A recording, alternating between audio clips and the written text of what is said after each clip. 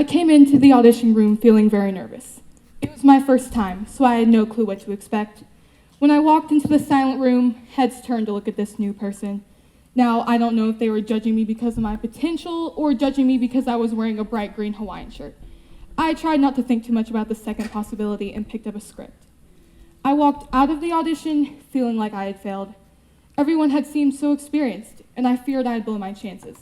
Nevertheless, I waited and waited until the day came, and me and my mom looked together.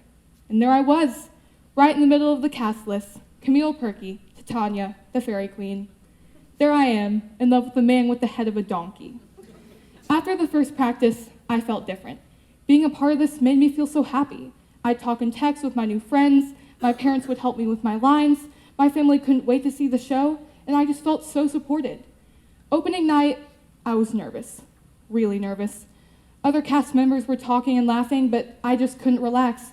My lines were running through my head over and over again. I closed my eyes and took a deep breath. I remember this one moment so well, right before the show. No one spoke or hardly moved. We all just sat together and prepared ourselves. Then the time came.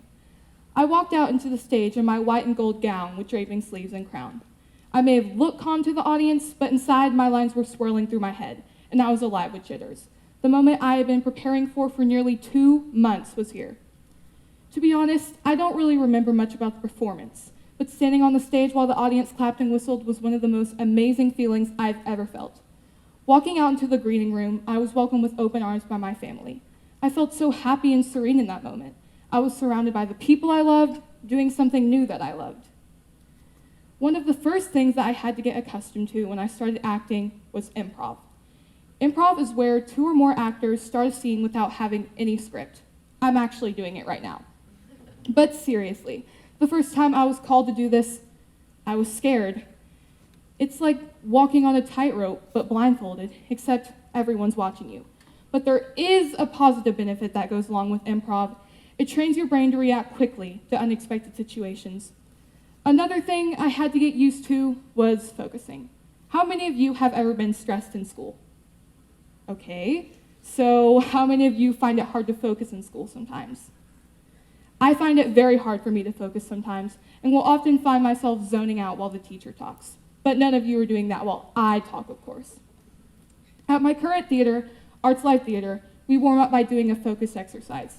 This is where the whole cast stands in a circle and finds a focal point on the wall that they're facing. The director then counts down from 5, and when she reaches 0, everyone has to freeze.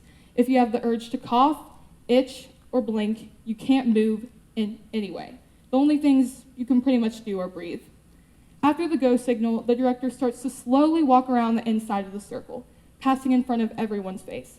The struggle of this challenge is to not lose your focus, to not let your eyes break from the focal point, but to look right through the person as they pass you. This is an activity that we do at every rehearsal, and each time it gets easier and easier. After the first couple of months, I could really see the effect this activity was having. When me and my friend did a staring competition, it was like I was looking right through her. And when my other friend tried to make me laugh, I just stared emotionless into her eyes. This activity has also proved to help me in class because I treat my teacher as the focal point and am able to zoom in on the information that is being taught. In acting, as you already know, actors have to memorize lines. Sometimes, lots of them.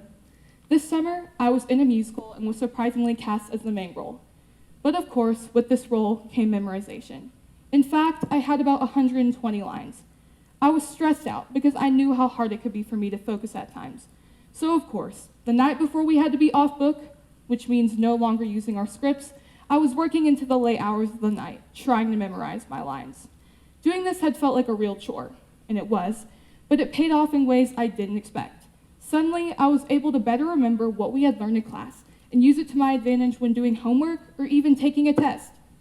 This made me curious about the benefits of memorization and found that Weber State University has started a working research memory project. They found that some underdeveloped short-term memory may be to blame for some students' problems with mastering math and reading. Her research explained that you need working memories to learn and to comprehend what you're learning.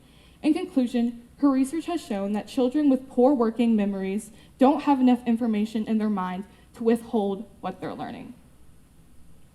Acting has so many positive benefits that you don't even think about. You're reacting, learning, bonding with the people around you, overcoming fear and hesitation, and getting to create a fictional world and be a character inside of it. Acting will always be one of the things that shaped me the most throughout my teenage years. It helped me both socially and academically. So next time you see a call for auditions, consider signing up, because you could be getting yourself into a fun and beneficial experience that helps you become you, and not someone fake. Thank you.